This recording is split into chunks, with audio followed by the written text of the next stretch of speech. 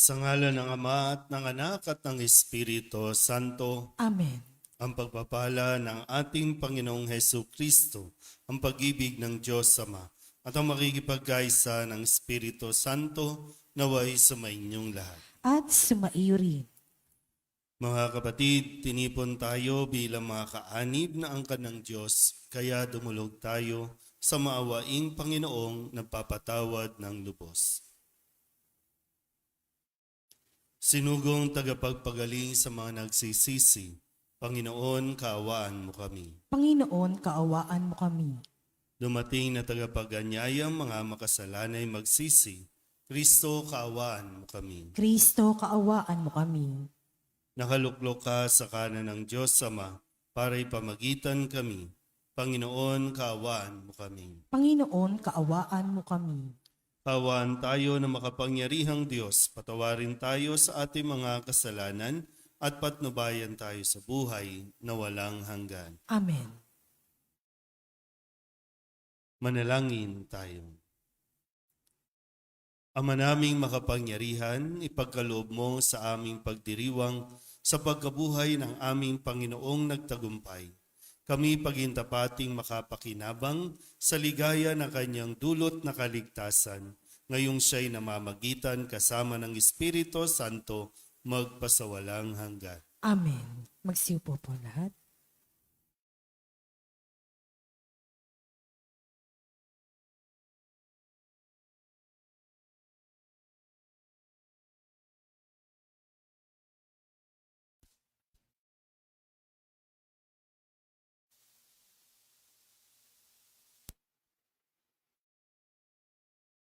Pagbasa mula sa mga gawa ng mga apostol. Noong mga araw na iyon, ang mga mananampalataya ay nagkahiwa-hiwalay dahil sa pag-uusig na nagsimula ng patayin si Esteban. May nakarating sa Phoenicia, sa Chipre at sa Antioquia. Saan man sila makarating, ipinangangaral nila ang salita, ngunit sa mga Hudyo lamang. Subalit may kasama silang ilang taga-Chipre at taga-Cyrene, na pagdating sa Antioquia ay nangaral naman sa mga Griego ng mabuting balita tungkol sa Panginoong Hesus.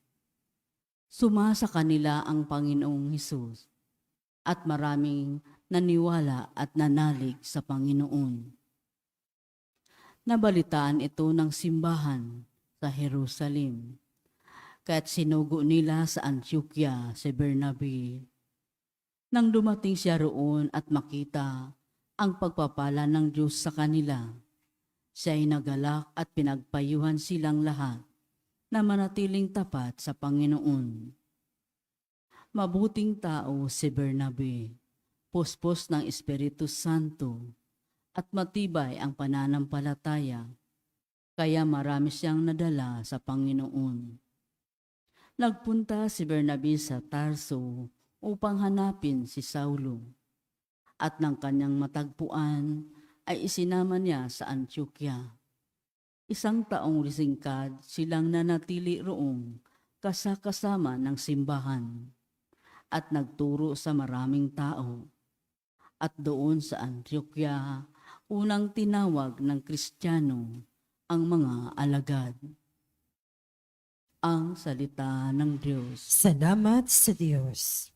Saan man tugunan ang ating pong itutugon? Purihin ang tanang bansa ang Panginoong dakila. Ulitin po natin. Purihin ang tanang bansa ang Panginoong dakila. Sa bundok ng Siyon, itinayo ng Diyos ang banal na lungsod. Ang lungsod na ito'y higit niyang mahal sa alinmang bayan ng angkan ni Jacob. Kaya't iyong dinggin ang ulat sa iyong mabubuting bagay, o lungsod ng Diyos. Tugon. Purihin ang tanang bansa ang Panginoong dakila. Pag itinala ako, yaong mga bansang sa iyo'y sasama, aking ibibilang ang bansang Ehipto at ang Babylonia. Ibibilang ko ring yaong Pilistia, Tiro at Ethiopia. At tungkol sa Sion, yaong sasabihi ang lahat ng bansa ay masasakupan. Siya'y palalakasin at tatatagin ng kataas-taasan. Tugon. Purihin ng tanang bansa ang Panginoong dakila. Ang poon ay gagawa ng isang talaan ng lahat ng taong doon mamamayan.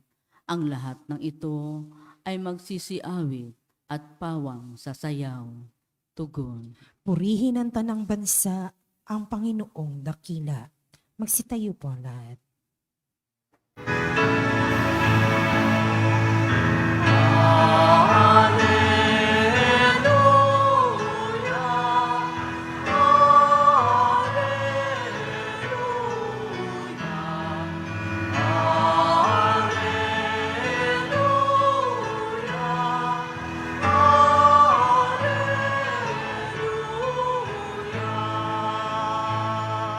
Sumainyo ang Panginoon. At sumaiyo rin. Ang mabuting balita ng Panginoon ayon kay San Juan. Papuri sa iyo, Panginoon. Taglamig na noon, kasalukuyang ipinagdiriwang sa Jerusalem ang pista ng pagtatalaga ng templo. Naglalakad si Jesus sa templo, sa portiko ni Solomon. Pinaligiran siya ng mga Hudyo at sinabi sa kanya, "Hanggang kailan mo kami pag-aalinlanganin? Kung ikaw ang Kristo, sabihin mo na ng tiyakan." Sumagot si Jesus, "Sinabi ko na sa inyo, ngunit ayaw ninyong maniwala. Ang mga ginagawa ko sa ngalan ng aking Ama ay nagpapatotoo tungkol sa akin. Ngunit ayaw ninyong maniwala, sapagkat hindi kayo kabilang sa aking mga tupa. Nakikinig sa akin ang aking mga tupa, nakikilala ko sila at sumusunod sila sa akin. Binibigyan ko sila ng buhay na walang hanggan at kailanmay di sila mapapahamak. Hindi sila maaagaw sa akin ninuman.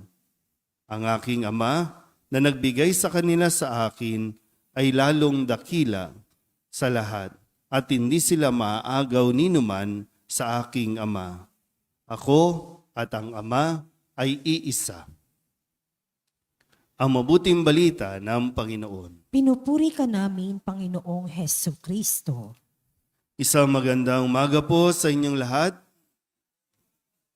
Ngayon po ay Martes sa ika-4 na linggo ng Pasko ng Pagkabuhay at nagpapatuloy po ang tema na ating pong pinagninilayan tungkol sa pagpapakilala kay Jesus bilang isang mabuting pastol. Sinabi nga kahapon, no, siya rin ang pintuan at siya ang dumadaan, no, sa kanya ay magkakaroon ng buhay na walang hanggan. At ngayon, sa pagpapatuloy din ng katigasan ng mga ulo dito po sa tagpo sa ating Ebanghelyo, na kahit na ano ang nakita o ipinakita na ni Jesus bilang pagpapatotoo na siya nga ang anak ng Diyos, ay patuloy pa rin silang nagbubulag-bulagan o patuloy pa rin ang kanilang pagtanggi at yung paghingi ng katunayan kung talaga bang siya ang Kristo.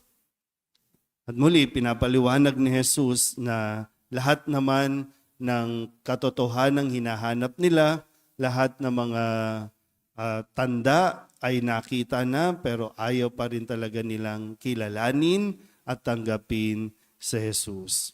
Pero ito rin naman, no, sabi nga, ang nakikinig sa kanya ay maituturing niyang mga tupa at nakikilala sila o nakikilala nila ang tinig ng kanilang mga pastol. Kaya maganda po talaga yung nag-i-invest, no? Kumbaga dito, yung pag-i-invest natin ng oras, pag-i-invest natin ng pakikipag-usap, no? Lalo na sa mga mag-asawa, sa mga pamilya.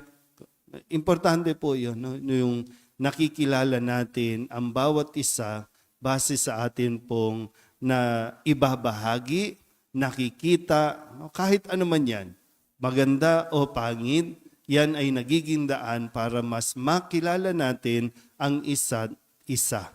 So, hindi pwedeng ang makilala lang natin ay mga kagandahan, kabutihan no, ng isang tao.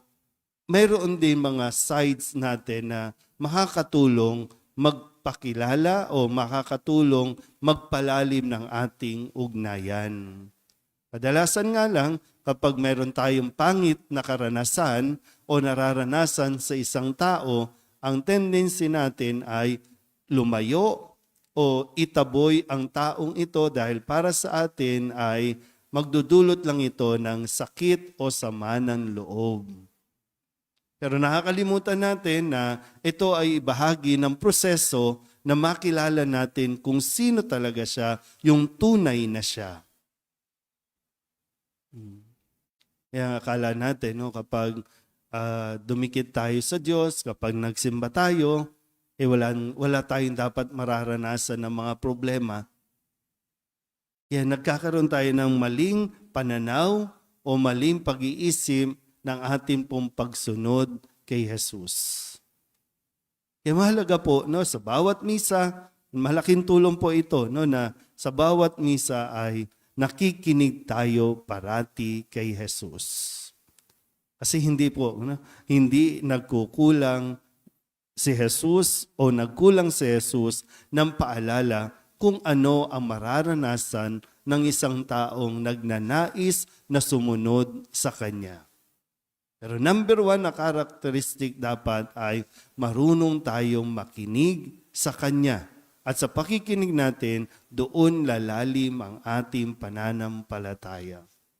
Diba? Ano ba sabi ni Kristo? Sino man ang nagnanais sumunod sa akin, limutin ang kanyang sarili, pasanin ang kanyang krus, sumunod sa akin. So bahagi na meron tayong mararanasan na mga sakit, samahan ng loob, paghihirap.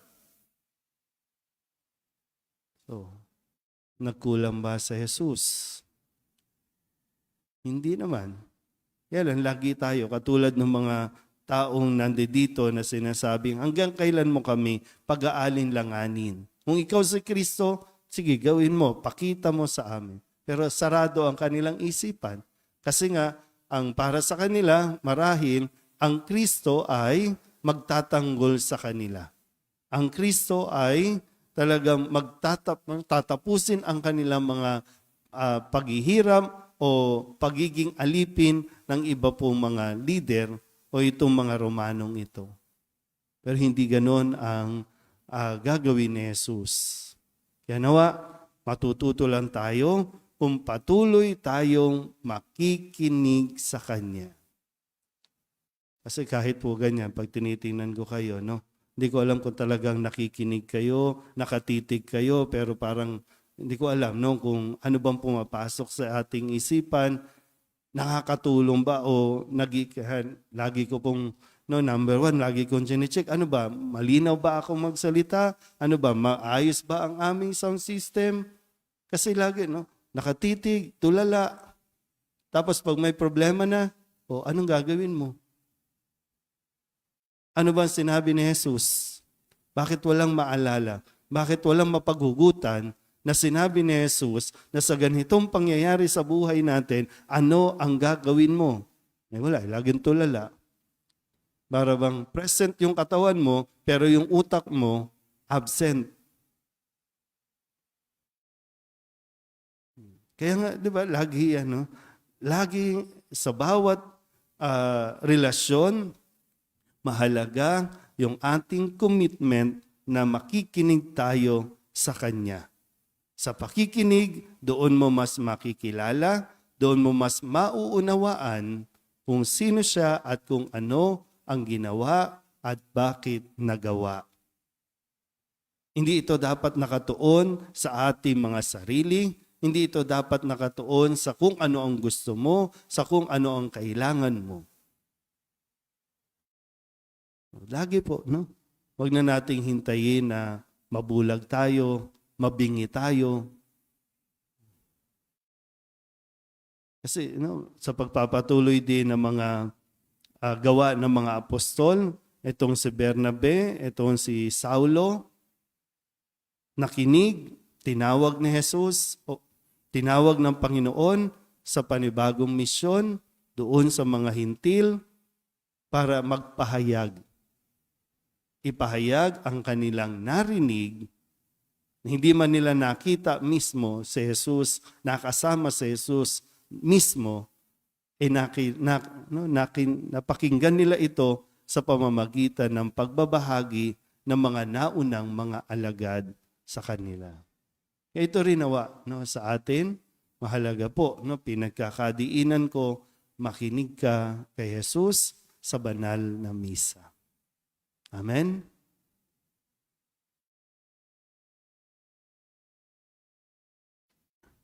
Pinagkakalooban ng Diyos ng buhay na walang hanggan ang mga tupang kabilang sa kanyang kawan.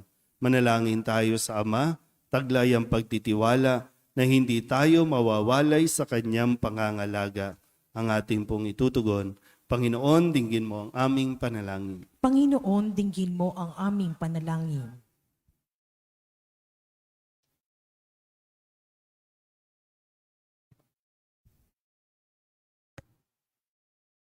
Ang Santo Papa at mga obispo, naway maging mga tunay na pastol sa pamamagitan ng pag-akay sa kanilang kawan sa luntiang pastulan. Manalangin tayo sa Panginoon. Panginoon, dinggin mo ang aming panalangin. Ang mga nalihis sa landas ng kabutihan, naway maakay pabalik sa kawan ng Panginoon. Manalangin tayo sa Panginoon. Panginoon, dinggin mo ang aming panalangin. Ang mga kabataan, naway marinig ang tinig ng mabuting pastol na tumatawag sa kanila upang maglingkod sa pamilya ng Diyos. Sa isang natatanging paraan, manalangin tayo sa Panginoon. Panginoon, dinggin mo ang aming panalangin. Ang mga may sakit, naway maranasan ang kabutihan ng mabuting pastol sa pamamagitan ng mapagmahal na pangangalaga ng kanilang mga pamilya. Manalangin tayo sa Panginoon. Panginoon, dinggin mo ang aming panalangin. Ang mga namayapa, naway akayin ni Kristo ang mabuting pastol, upang sila ay makarating ng ligtas sa tahanang walang hanggan. Manalangin tayo sa Panginoon. Panginoon, dinggin mo ang aming panalangin.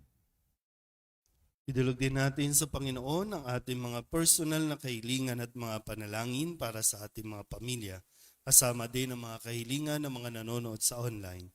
Lahat ng mga misang pasasalamat, espesyal na intensyon, agarang paggaling ng mga may sakit at ang lahat ng mga kaluluwa na inihiling na ipagdasal sa misang ito.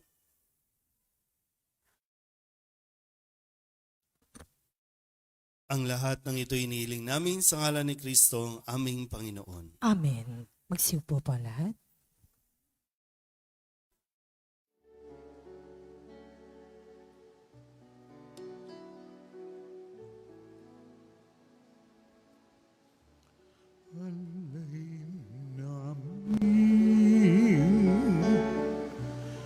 Aming buhay, bawat galak at lumbay, bawat pangarap naming taglay sa palad mo ilalagay.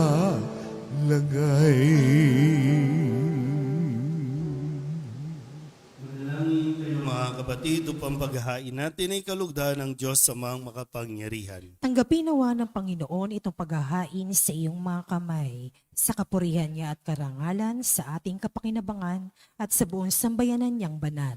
Ama naming lumikha, ipagkaloob mo kami ay laging magalak sa pagdiriwang ng Pasko ng pagkabuhay ng iyong anak, upang ang ginagawang patuloy na pagsagip sa amin ay maging sanhi ng aming ligayang walang maliw. Sa pamamagitan niya, kasama ng Espiritu Santo, magpasawalang hanggan. Amen. Sumainyo ang Panginoon. At sumaiyo rin. Itaas sa Diyos ang inyong puso at diwa. Itinaas na namin sa Panginoon. Pasalamatan natin ang Panginoong ating Diyos. Marapat na siya ay pasalamatan. Ama naming makapangyarihan, tunay nga marapat na ikaw ay aming pasalamatan. Ngayong ipinagdiriwang ang paghahain ng Mesiyas, ang maamong tupa na tumubos sa aming lahat. Siya'y talagang maaasahan at ang katapatan niya sa pananagutan ay siyang bumago sa dating pamumuhay sa sangkatauhang namihasa sa pagkasalawahan. Ang dangal ng tao ay ganap na itinampok upang mamana namin sa pakikipagkapatid kay Jesus. Kaya kaysa ng mga angheleng sisiawin ng papuri sa iyo, nang walang humpay sa kalangitan, kami nagbubunyi sa iyong kadakilaan.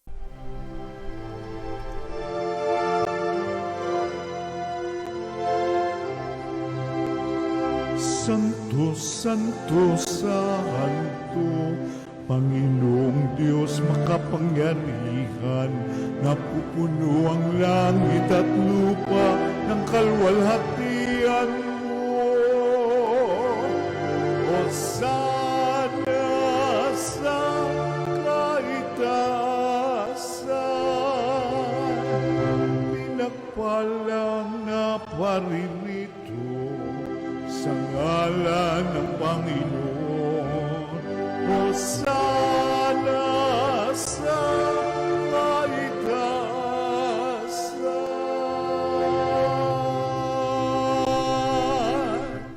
Aming banal, ikaw ang bukal ng tanang kabanalan, kaya't sa pamamagitan ng iyong Espiritu, gawin mong banal ang kaloob na ito upang para sa aming maging katawan at dugo ng aming Panginoong Hesu Kristo. Bago niya pinagtisang kusang loob na maging handog, inawakan niya ang tinapay, pinasalamatan kaniya, pinaghati-hati niya iyon, iniabot sa kanyang mga alagad at sinabi, "Tanggapin ninyong lahat ito at kanin, ito ang aking katawan na ihahandog para sa inyo."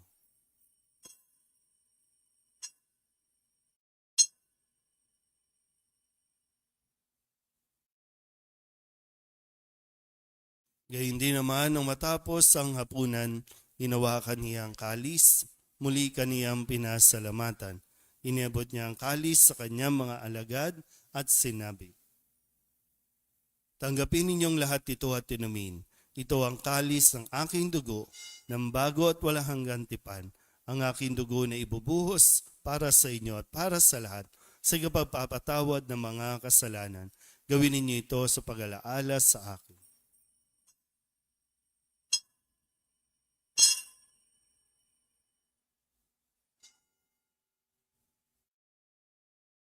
Ipagbunyi natin ang misteryo ng pananampalataya. Si Kristo'y namatay, si Kristo'y nabuhay, si Kristo'y babalik sa wakas ng panahon. Ama, ginagawa namin ngayon ang pag-alaala sa pagkamatay at muling pagkabuhay ng iyong anak.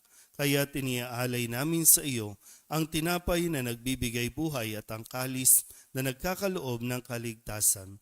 Kami nagpapasalamat dahil kami iyong minarapat na tumayo sa harap mo para maglingkod sa iyo. Isinasamo namin kami magsasalo-salo sa katawan at dugo ni Kristo ay mabuklod sa pagkakaisa sa pamamagitan ng Espiritu Santo. Ama, lingapin mo ang iyong simbahang laganap sa buong daigdig. Puspusin mo kami sa pag-ibig kaysa ni Leon na aming Papa at ni Jose na aming Obispo at ng Tanang Kaparian. Alalahanin mo rin ang mga kapatid naming nahimlay na may pag-asang sila'y muling mabubuhay, gayon din ang lahat ng mga pumanaw. Kawaan mo sila at patuloyin sa iyong kaliwanagan. Kawaan mo at paginapating kaming lahat na makasalo sa iyong buhay na walang wakas. Kaysa ng mahal na Birhen Maria na ina ng Diyos, ng kabiyak ng puso niyang si San Jose, kaysa ng mga apostol at ng lahat ng mga banal na namuhay dito sa daigdig ng kalugod-lugod sa iyo, may pagdiwang nawa namin ang papupuri sa ikararangal mo sa pamamagitan ng iyong anak na aming Panginoong Hesu Kristo. Sa pamamagitan ng Kristo, kasama niya at sa Kanya, ang lahat ng parangal at papuri ay sa iyo, Diyos Amang makapangyarihan, kasama ng Espiritu Santo, magpasawalang hanggan. Amen. Amen. Amen.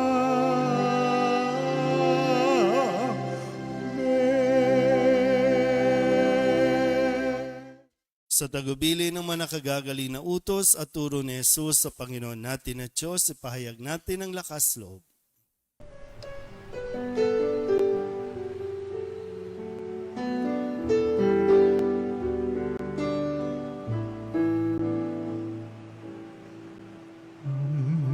Namin sumasalang ka, sambahin ang ngalan mo, mapasa amin ang kaharian mo, sundin ang loob mo.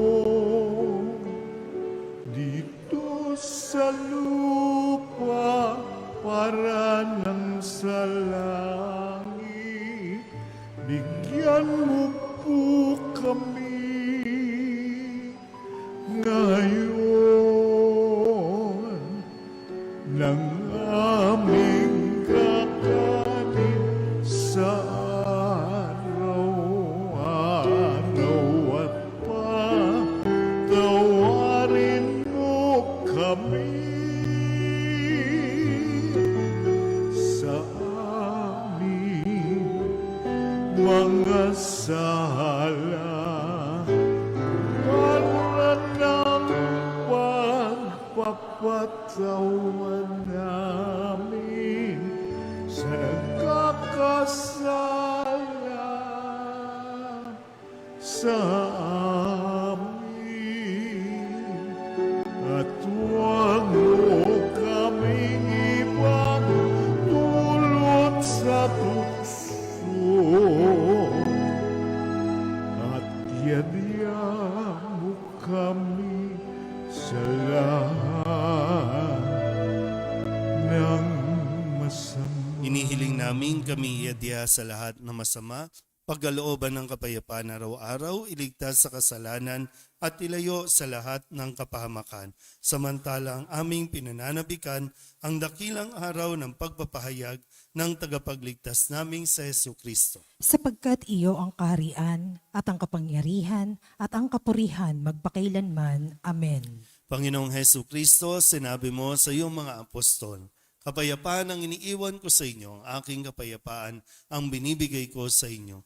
Tunghayan mo ang aming pananampalataya at huwag ang aming mga pagkakasala.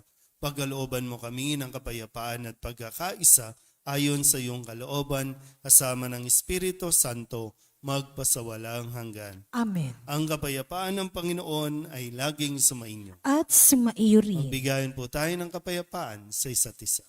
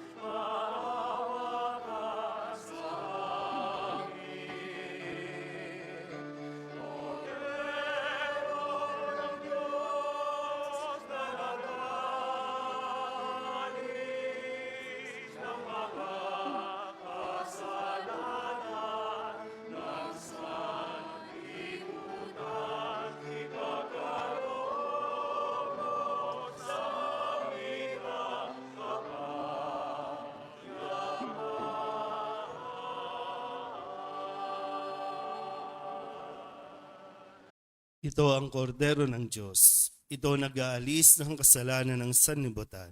Mapalad ang mga inaanyayahan sa kanyang piging. Panginoon, hindi ako karapat-dapat na magpatuloy sa iyo, ngunit sa isang salita mo lamang ay gagaling na ako. Katawan ni Kristo, Amen.